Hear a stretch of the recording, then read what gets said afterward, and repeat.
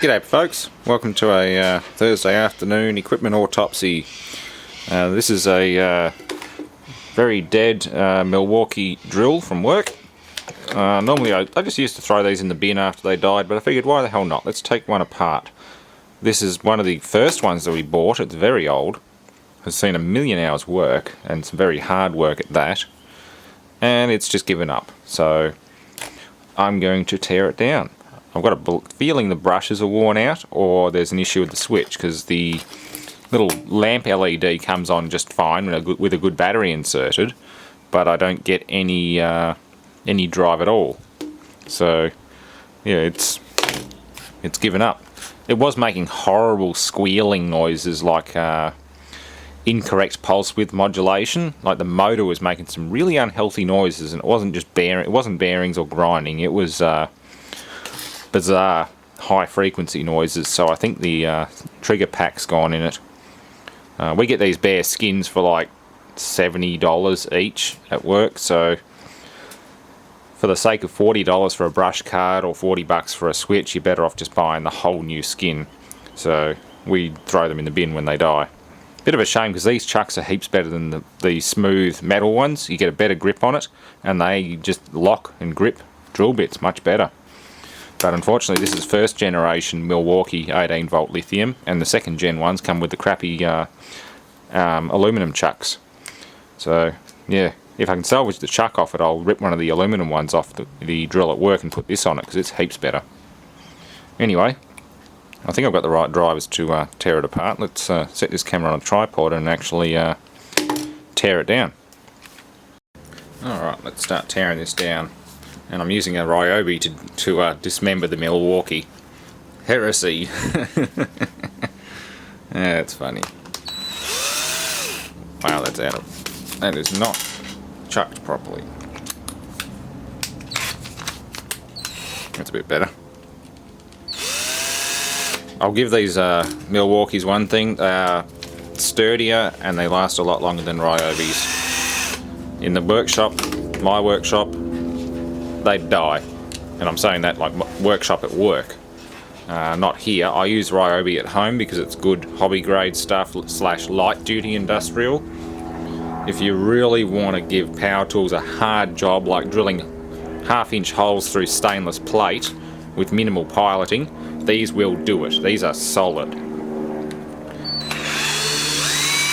Words cannot express the hell this drill's been through, and it's only given up now about 2 years after we got it.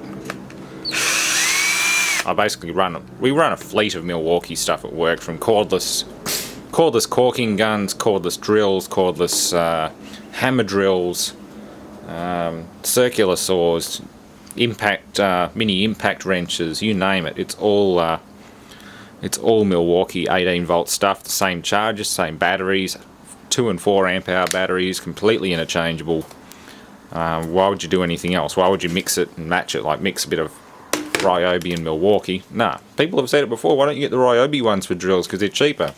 Well, because we need a whole lot more charges. We need different charges, we need different batteries.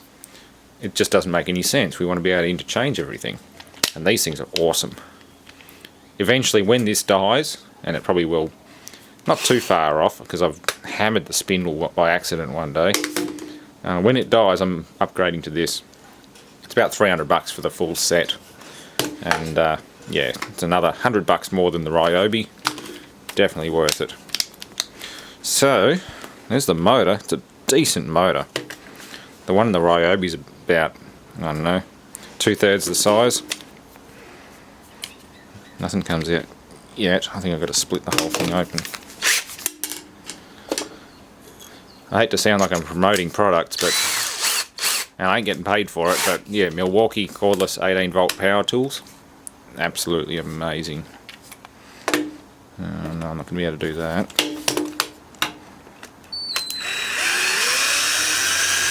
You can see that spindle run out is because I, well, abused it one day trying to get something done. I can't fix that, it's actually damaged.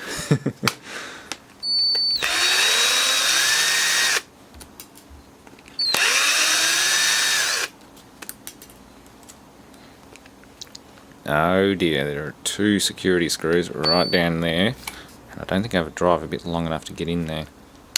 I'm going to have to hunt around for some more tools. That's a pain. Oh well. Okay, well, after verbally and physically abusing some Torx drivers for a while, I've figured out how to open this thing up. Let's see how we go. Should fall apart and make a mess. Oh, there we go.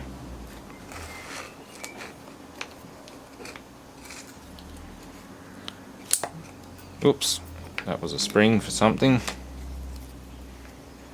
That's an LED light, nice little blue LED. It's primary planetary gear reduction. Yeah. 1, 2. Where are the other ones? Ah, they've fallen out of the back of the gearbox. They've fallen out of there. There's a secondary reduction. Third reduction's a bit further in. There's you got the sun gear, planetary gears, and a stator ring. Oh, I see you're tied into the speed selector. Yeah, that moves back and forth to select like a 2-stage reduction or a 3-stage reduction, and then there's a final drive in the middle. So yeah, that's the speed selector. Basically it's like a transmission dog. He moves back and forth between 2-stage reduction or 3-stage reduction, or 4 or 3, depends what the ratio actually is. There's the main motor.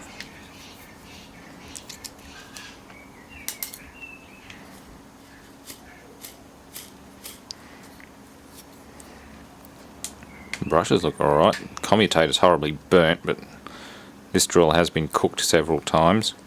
And that's what I mean, these things put up with hell. We've had smoke pouring out of some of these and they keep working. Completely unbeatable. Takes a lot more to kill them than you'd think. Forward reverse selector. You can see the carbon build up and crap from the brushes.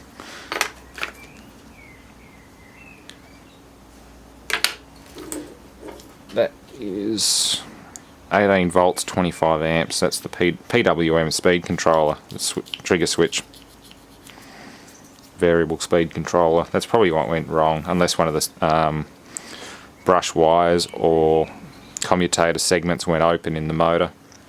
Some positions it'd start, some it wouldn't. So I think either one of the commutator segments is decoupled from the armature windings, or there is a more serious issue with the speed controller, but either way I'm not really going to bother finding out. That there, that's probably charging electronics and LED.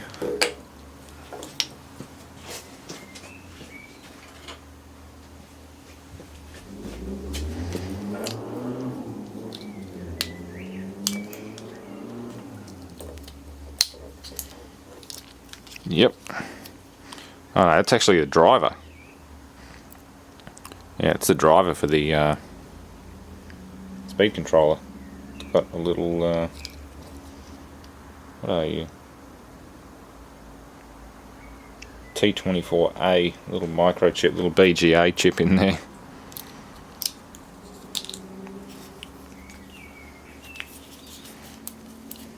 It's all permanently attached. Big copper heatsink.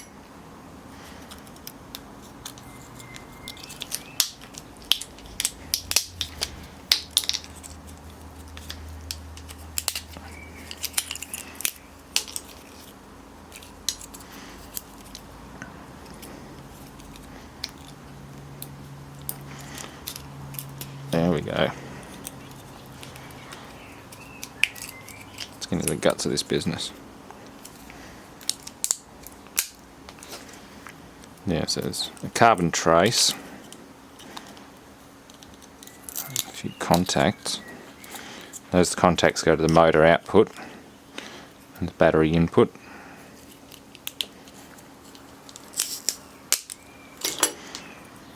Yeah. There's your carbon traces for the speed control trigger switch. There's the main power switching. Oh, there's also there's a diode there, or was. No. Looks like. Oh no, they're contact pads, and yeah, that'll be a diode. And that is hard to read. It's made by ST. B200NF04L. And the other code 6K0ES. It'll be a power switching MOSFET essentially. It'll just be a MOSFET based speed controller. But yeah, that's a little wiper, and there's actually a proper contact there, so when it's not driving the motor, like when you release the trigger. Oh no, that's not for that, that's for braking. That shorts out the motor when you release the trigger and stops the drill dead. It turns the motor into a generator, a short-circuited generator. That's why they stop so quick. So that's the shorting contact, the stop contact. The rest of it's speed control and main DC bus, and it's all copper too. It's not aluminum or steel. It's good quality stuff. It's very heavily made. Designed to take some current. Again, I've never actually blown one of these to bits. They just seem to die. I'm guessing either this stuff gives up or the motor gives up. Anyway, that was interesting. Just thought I'd show it to you before I chuck it in the bin. That motor looks like a pain in the butt to open, but we could try it.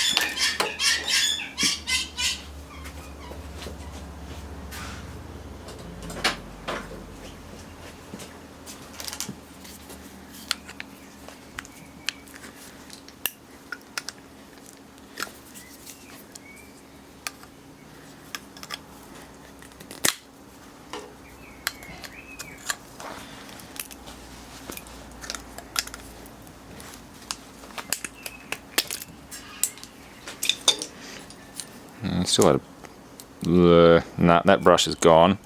That's probably where it finally died. Given that it's a pressed-in unit, they wouldn't have been selling that brush card on its own. Not like the newer ones, you can get the brush card for about $40, but this is actually crimped together. So that means the motor was actually gone. The trigger control is probably alright.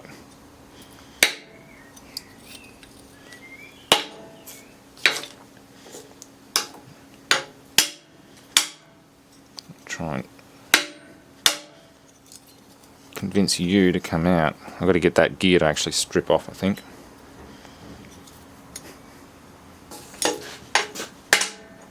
There we go.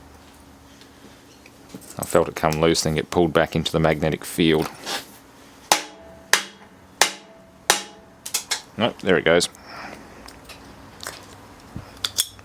Ah, gotcha. Yeah, that's one stocky and somewhat half-cooked motor. It's no wonder they survive so much smoking and overheating. The windings are thick. These are designed for current. A lot of it. Commutator's burnt, but still okay. Yeah. No, she's been smoked a few times. I always know the smell of a hot Milwaukee when someone's been running it in high gear when they should have had it in low, or running it in low gear and just burning it through something. They don't stop. Very solid magnet housing. Serious stuff. We do go through them at work, but not that often, and for $70 each for a bare drill skin, like this whole just bare drill, no battery, no charger. Not really worth rebuilding them, but it's good to see just how solidly made these are. Let's see what's left of that diode that's sheared off. Beautiful. Little blue LED. I'll keep you. I'll keep the LED, that's about it. I suppose I should try and pop the rest of you out. Getting the chuck off will be the hard part. I've tried to get these off before and never been successful. They are on there. But as you can see, that looks like the final drive there. It's turning 1 to 1 with me. Yep, so it's a 3-stage gearbox, or 2-stage, depending what speed you put that selector in. Pretty neat. And this, well, I wish I could show you that. How do I... Yeah, I've got to get the chuck off to show you the clutch. Probably a bit too hard at the moment, but... Yeah, the clutch is just a series of spring-loaded poles, essentially, or discs. So the more torque you put on it, the more it wants to slip. So if you got it in a low drive, it will actually slip quite quickly and quite easily. If you really torque it down, tighten it down, it won't slip anywhere near as easy until you actually lock it out.